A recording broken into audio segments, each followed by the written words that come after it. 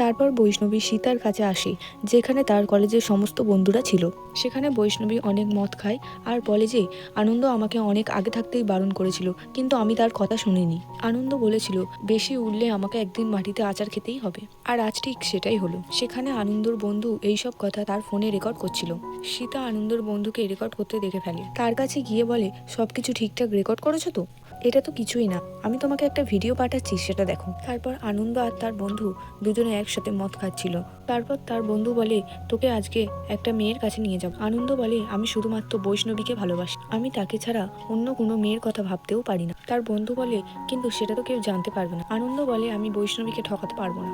আনন্দর বন্ধু বলে তোকে আমি বৈষ্ণবীর কাছেই নিয়ে যাচ্ছিলাম। আনন্দ রেগে গিয়ে তার বন্ধুকে চড় মারে, তুই কার সম্বন্ধে কি বলছিস? তারপর সে আনন্দকে পার্টির ভিডিওটি দেখায়। তার বন্ধু বলে এটা কয়েক মাস আগের ভিডিও, এটা দেখ, এটা আজকের। আনন্দ পাগলের মতো কাঁদতে থাকে। তারপর আনন্দ বৈষ্ণবীর বাড়ি যায় একটা ছুরি নিয়ে তাকে মার। আনন্দ বৈষ্ণবীকে দেখার পরে তাকে মারার সাহস পায় না, কারণ সে তাকে খুব ভালোবাসত। ভিডিওটি ভালো লাগলে লাইক, শেয়ার, কমেন্ট করে মুভি ক্লাব চ্যানেলটিকে সাবস্ক্রাইব করুন নেক্সট পার্টের জন্য।